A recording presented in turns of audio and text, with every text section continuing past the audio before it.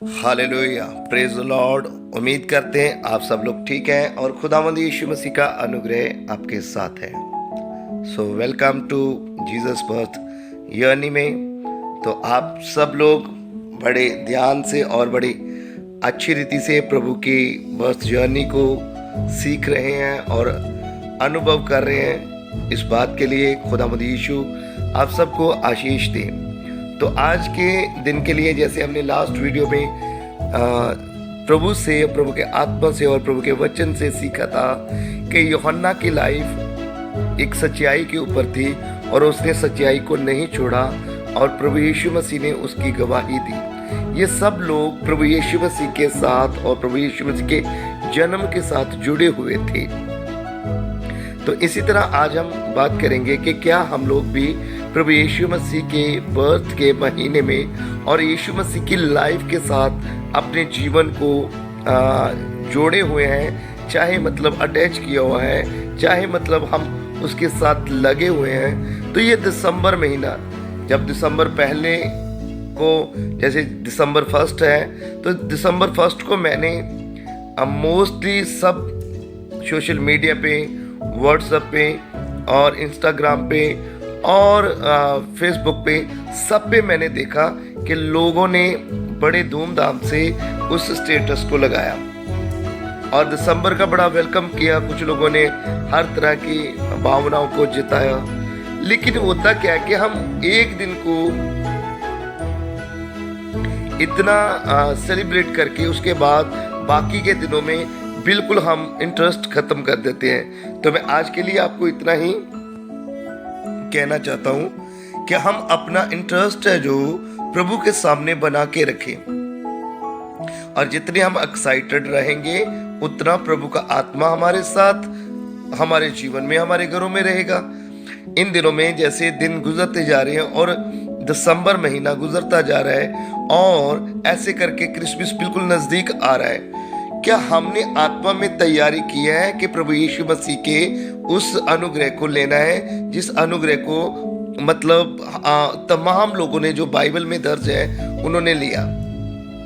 तो हमारा भी इस जीवन का एक लक्ष्य होना चाहिए जिसमें हम प्रभु यीशु मसीह के जन्म की आशीष को ले सकें और हम अपने बच्चों को सिखाएं कि बेटा, जन्म का मतलब है प्रभु यीशु मसीह के आत्मिक रीति के जीवन को समझना। तो हम लोग इन सब चीजों के ऊपर ध्यान करें। तो आज मैं वर्ड की नहीं, आज मैं कॉमन बात सिर्फ आपसे करना चाहता हूं। क्या हमें इस बात के लिए कभी भी चिंता नहीं हुई कि हम दिसंबर महीना सो के फालतू चीजों में और इंस्टाग्राम, फेसबुक, यूट्यूब पे ऐसे फालतू अपना टाइम वेस्ट कर रहे हैं और हम लोग सिर्फ अपने टाइम को बेहतर बनाने के लिए बहुत सारी कोशिश करते हैं, लेकिन ये नहीं सोचते कि हमारे जीवन में अगर प्रभु यीशु मसीह के जन्मदिन की कथा नहीं है तो हम लोग कितने मतलब फूल कह सकते हैं, कितने हम अपने आप को बेवकूफ़ बना रहे हैं कि हम अपने ही मसीहा की, अपने ही उद्धारकर्ता की लाइफ की, बर्थ की जर्नी को जानते नहीं हैं। तो हमें बहुत सारे लोगों को ये नहीं मालूम होगा कि कितने बच्चे कत्ल हो गए थे। बहुत सारे लोगों को ये नहीं मालूम होगा कि मजूसी कितनी दूरी से आए थे और मजूसी क्या क्या लेके आए थे। अगर मालूम भी है तो जैसे सोना, गंधरस, लबान लेके आए थे, तो उससे क्या तात्पर्य है, हम क्या करें, उसके लिए हमें क्या करना चाहिए, ये सब चीजें भी हमें जानने की जरूरत है। ये क्रिसमस ओनली बस दिसंबर महीना आ गया, उसके बाद 25 आएगा, 24 आएगा, उसके बाद हम कहेंगे क्रिसमस हो गया। हमारे लिए क्या हुआ उसके लिए हम चिंता करें। प्रभु यीशु मसीह तो नहीं आएंगे दोबारा, वो फिजिकली नहीं आएंगे, वो आत्मा में आएंगे और आत्मा में ही हमें उसको स्वीकार करना है। एक्साइटेड रहो अपने मन में, अपने जीवन में। यही सबसे बड़ी प्रभु यीशु मसीह के जन्म की कथा में सबसे खुशी की बात है, क्योंकि जब मजूसियों को कहा गया तो वो एक्साइटेड थे, उसी समय वो चल गए, प्रभु यीशु मसीह को ढूंढते हुए अपने सफर में गए। हमें भी ये सब एक्साइटमेंट हमारे जीवन में होनी चाहिए। तो आज के दिन के लिए मैं मैसेज सिर्फ कॉमन ही बात करने के लिए कर रहा हूं आपसे कि आप इंटरेस्ट बनाएं, वीडियो के देखते हैं और उसके ऊपर इतना इंटरेस्ट नहीं है कि सच्चाई पे क्या चले, हमें वचन का पता है, सब मालूम है, सब मालूम है। अगर मालूम है तो क्यों नहीं करते आप? और करेंगे तो क्या मिलेगा? अगर जिसके पास खुदावंद का लौता पुत्र है, जीसस क्राइस्ट है, जैसे मैथ्यू 6:33 में लिखा है, मेरे धर्म राज्य की खोज करो, संसार की सब वस्तुएं तुझे पीछे पड़ के मिले जाएंगी। तो क्या वो वचन सत्य नहीं है? क्या उस वचन की ताकत कम है?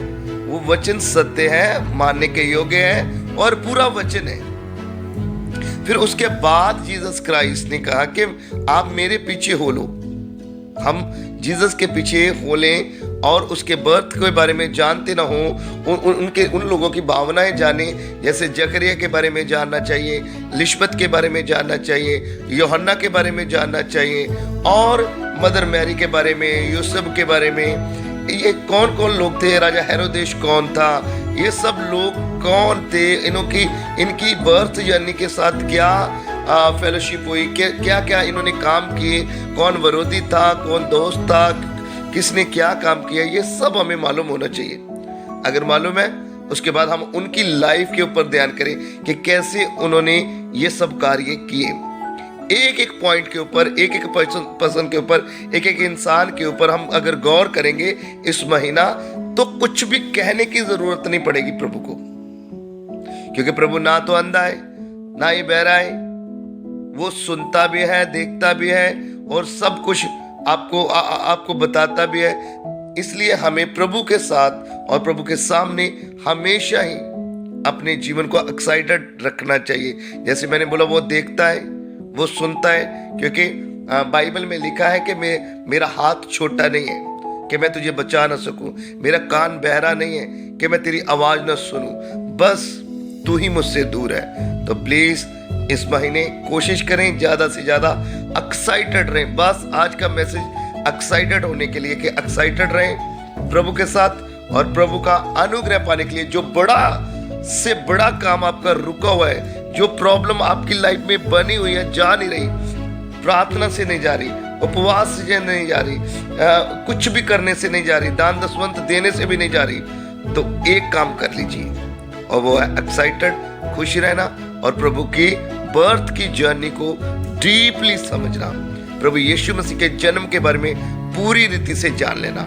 इस महीने ये करो, वो पहाड़ों को भी आपकी लाइफ से दूर कर देगा। आमीन। God bless you. खुदावंद आपको आशीष दे। तो हम आज के दिन के लिए आपके लिए प्रार्थना करना चाहते हैं। थैंक यू फादर, आज की सुबह के लिए धन्यवाद। आपके लोग एक्साइटेड हों और आपके बीच में बढ़े और खुदावंद आपका अनुग्रह इनकी लाइफ में हो।